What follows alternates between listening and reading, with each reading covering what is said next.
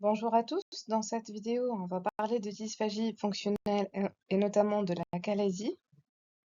Les objectifs sont de définir l'achalasie et décrire ses mécanismes physiopathologiques, de prescrire les examens complémentaires adaptés au diagnostic et d'identifier les différents types manométriques d'achalasie. La dysphagie fonctionnelle est divisée en deux grandes catégories. Elle peut être soit secondaire quand le trouble moteur est la conséquence d'une autre pathologie, comme la pseudo-achalasie qui est le plus souvent d'origine néoplasique, les atteintes neurologiques diffuses ou bien des maladies de système. Ou bien elle peut être primitive, et dans ce cas, le chef de file est l'achalasie, c'est l'étiologie la plus fréquente de dysphagie fonctionnelle, et à côté, on trouve d'autres troubles moteurs plus rares. Alors, c'est quoi l'achalasie? Que l'on appelait mégaœsophage ou cardiospasme. Comme on a dit, c'est le trouble moteur primitif le plus fréquent. Elle est définie par l'association de deux caractéristiques fondamentales, à savoir le dysfonctionnement de la relaxation du sphincter inférieur de l'œsophage et la péristatisme du corps œsophagien. Sur le plan épidémiologique, c'est une pathologie plutôt rare qui touche aussi bien les hommes que les femmes et qui peut survenir à tout âge, mais le plus souvent diagnostiquée entre 50 et 60 ans. Pour comprendre la pathologie, un bref rappel de la physiologie normale de la déglutition. Comme le montre le schéma, la déglutition normale est un processus qui est bien coordonné. Alors tout d'abord, donc, il existe une initiation centrale, une ouverture du sphincter supérieur de l'œsophage qui va permettre donc de faire passer le bol alimentaire dans l'œsophage. Par la suite, une onde péristatique propulsive va parcourir l'œsophage, permettant de faire progresser le bol alimentaire avec une progression de 3 cm par seconde. Et puis, on aura une ouverture du sphincter inférieur de l'œsophage qui va se relâcher pour laisser passer les aliments.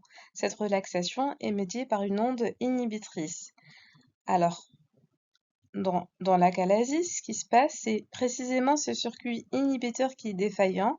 La dysphagie donc est donc la conséquence directe d'anomalies motrices. En gros, le sphincter inférieur va rester contracté et le cours de l'œsophage est incapable de propulser efficacement son contenu et donc le bol alimentaire va stagner. Sur le plan physiopathologique, l'achalasie est une maladie dégénérative du système nerveux périphérique de l'œsophage. Elle est caractérisée par une destruction des neurones du plexus méentérique qui sont situés donc entre les couches musculaires de la paroi œsophagienne et aussi par des lésions inflammatoires du plexus méentérique avec une diminution des neurones dans ces ganglions. De manière cruciale, cette atteinte vise préférentiellement les neurones inhibiteurs, ceux qui libèrent les neurotransmetteurs de type VIP et le monoxyde d'azote. Et donc, la perte de cette innervation inhibitrice explique à la fois le défaut de relaxation du sphincter inférieur de l'œsophage et de la péristatisme.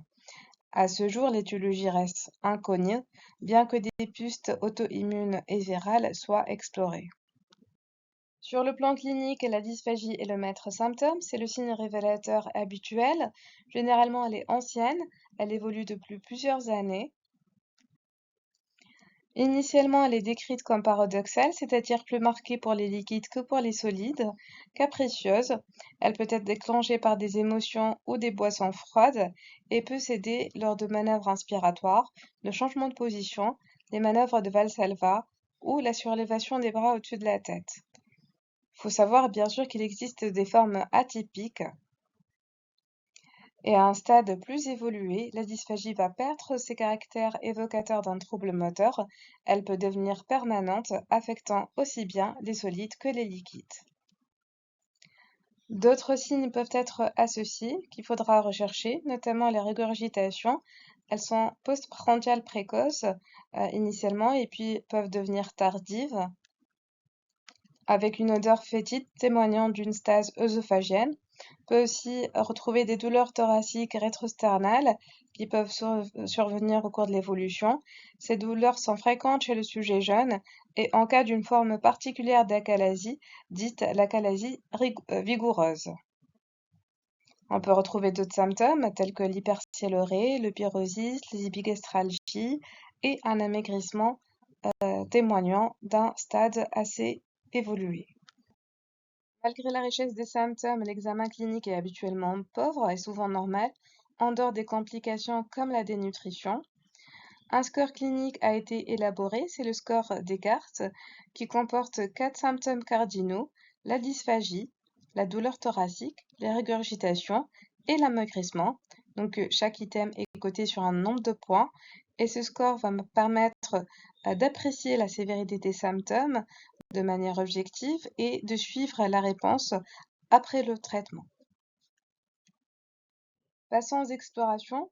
L'endoscopie œsogastro-duodénale est l'examen à réaliser de première attention devant une dysphagie. Bien sûr, son premier objectif est d'éliminer une cause organique. Lors de l'achalasie, l'endoscopie peut montrer des signes évocateurs mais non spécifiques.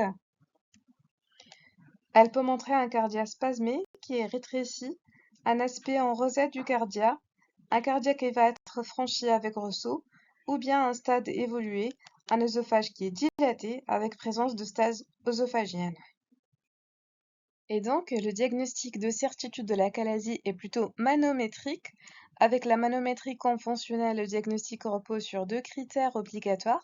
C'est l'absence totale de péristatisme dans le corps de l'œsophage, avec des contractions qui sont non propagées, de faible amplitude, en réponse à des déglutitions d'eau, qui est un critère obligatoire au diagnostic, et l'absence de relaxation du sphincter inférieur de l'œsophage en phase de déglutition qui peut être associée à une hypertonie du sphincter inférieur de l'œsophage. Ces anomalies sphinctériennes peuvent au début manquer. Actuellement, la manométrie conventionnelle est supplantée par la manométrie haute résolution, qui est l'examen de référence pour la caractérisation des troubles moteurs de l'œsophage. Grâce à ses nombreux capteurs, elle offre une vision beaucoup plus détaillée de la motricité œsophagienne sous forme de cartographie couleur, et donc c'est un examen, comme on a dit, de référence actuelle pour le diagnostic d'achalasie. Lors d'une déglutition normale, le sphincter supérieur de l'œsophage va se relâcher instantanément et va devenir bleu pour laisser passer le bol alimentaire du pharynx vers l'œsophage. Simultanément, le sphincter inférieur commence aussi à se relâcher, il devient bleu également. Une onde de contraction naît juste au-dessous du sphincter supérieur de l'œsophage et se propage de manière fluide et progressive tout le long du corps de l'œsophage. C'est l'onde péristatique. Elle agit comme une vague et qui pousse la nourriture tout au long de l'œsophage. On note une zone de moindre pression dans cette onde, la zone de transition. C'est une zone anatomique normale où la nature du muscle de l'œsophage va changer, du muscle strié au muscle lisse, ce qui explique cette petite faiblesse de contraction. Pendant que l'onde péristatique descend, le sphincter inférieur reste relâché en bleu et permet au bol alimentaire de passer sans obstacle dans l'estomac. Une fois que l'onde de contraction a traversé toute la longueur de l'œsophage et que le bol est passé, le sphincter inférieur de l'œsophage va se refermer et retrouve sa pression de repos. Il devient vert jaune pour établir sa fonction de barrière anti-reflux. L'achalasie est donc définie en haute résolution par une pression de relaxation intégrée supérieure à 15 mm de mercure. Le PRI correspond à la pression moyenne la plus faible enregistrée pendant 4 secondes au niveau de la jonction œsogastrique lors de la déglutition. Mais l'apport majeur de la manométrie haute résolution est de pouvoir classifier l'achalasie en 3 sous-types selon la classification de Chicago. Le type 1 ou classique, il s'agit d'un apéristatisme complet, sans aucune pressurisation dans l'œsophage. Le type 2, c'est un apéristatisme avec une pressurisation œsophagienne supérieure à 20%. Et le type 3, dyspastique, caractérisé par des ondes œsophagiennes prématurées non propagées de grande amplitude. Le transit œsogastro-duodénal reste aussi un examen complémentaire utile. Il permet d'apprécier le retentissement morphologique de la maladie. Les images sont souvent typiques et incluent une absence de poche à air gastrique, un œsophage dilaté avec une stase œsophagienne. La jonction œsogastrique est rétrécie mais régulière et donne un aspect en queue de radis en bec d'oiseau et un stade très évolué comme dans l'image de droite, on peut avoir un aspect en chaussette. Pour conclure, il faut connaître les complications de l'achalasie. Donc, elle peut donner des complications respiratoires telles que la toux, une dyspnée, une bronchopneumopathie, un abcès pulmonaire qui sont secondaires à l'inhalation du liquide de stase. Elle peut aussi donner une œsophagite secondaire à la stase alimentaire et l'irritation au niveau de la muqueuse œsophagienne. Une greffe candidosique est possible aussi. Et à plus long terme, une complication redoutable qui est la dégénérescence qui va survenir assez tardivement et le plus souvent il s'agit d'un carcinome épidermoïde. Je vous remercie pour votre attention.